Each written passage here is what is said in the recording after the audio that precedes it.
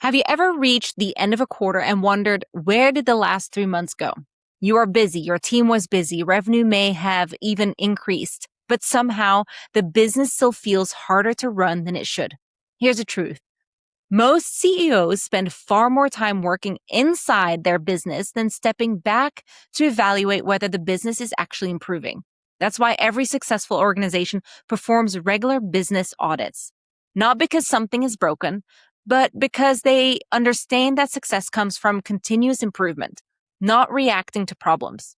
So today, I'm going to walk you through the quarterly business audit every CEO should complete and show you the 6 areas you should evaluate every 90 days.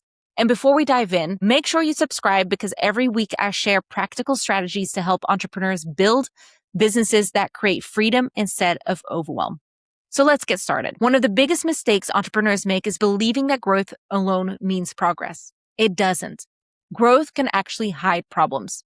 You hire more people, you purchase more software, you increase marketing, you sell more, and yet somehow everything feels more chaotic. Why? Because growth magnifies weak foundations, and without intentionally stopping every quarter to evaluate your business, you're likely carrying unnecessary inefficiencies into the next season. Think of it like driving a car. You don't wait until the engine fails before checking the oil. You perform maintenance before there's a problem. Your business deserves the same attention. The first question every CEO should ask is, are we still building the business we intended to build? This sounds extremely obvious, I know, but every quarter, new opportunities appear. New ideas, new customers, new products, even new distractions. And eventually, you wake up running a business you never intended to create. So ask yourself, does our daily work support our long-term vision? Are our quarterly priorities still aligned? What should we stop doing? What deserves more attention? A business without direction eventually starts chasing everything. And chasing everything means mastering nothing.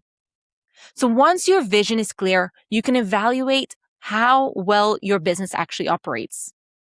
Operations answers only one important question.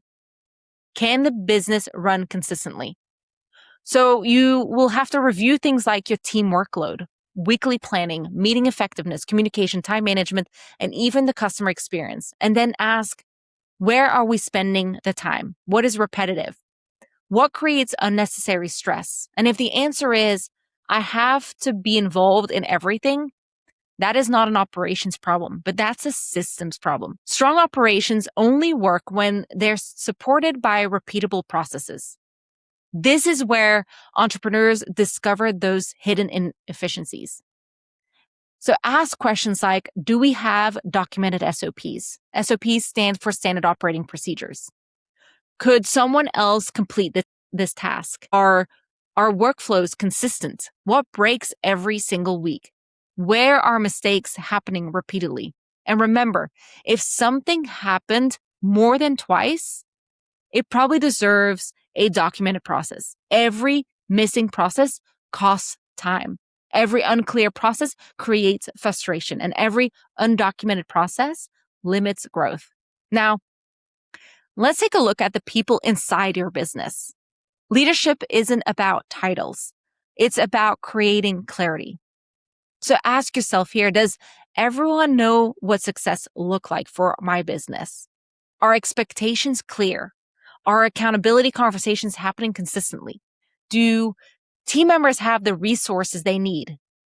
Many leadership issues aren't people problems. They're communication problems. The stronger your leadership systems become, the less you have to micromanage. Next comes something every CEO watches: growth. Growth should be intentional, not accidental. Review your KPIs. Look at revenue, profitability, marketing performance, lead generation, customer retention, sales conversion. But don't stop at the numbers. Ask, why did these numbers change? What actually caused the improvement or the lack of? What caused the decline? Growth without understanding creates false confidence. And finally, let's audit something many entrepreneurs ignore.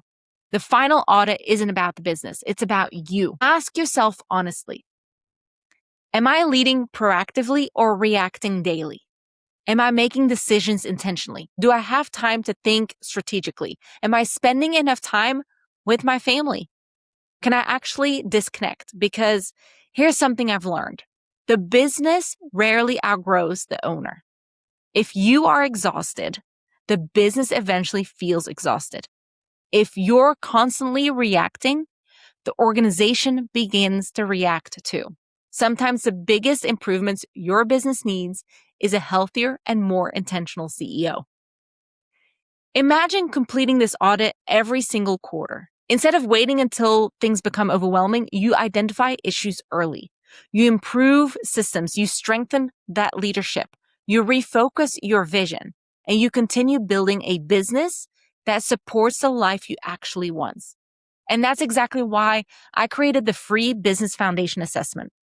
It helps you evaluate the 6 foundational areas we've discussed today and identifies where your biggest opportunities for improvements are. It only takes a few minutes to complete, really just 7 minutes or less, and you'll receive personalized results that give you a clear starting point. You'll find the link in the description below to get started today.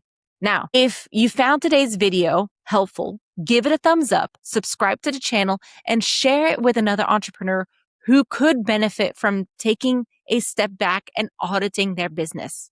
Now, until next time, and remember, businesses don't become successful by accident. They become successful through intentional evaluation, continuous improvement, and strong foundations. I'll see you next time.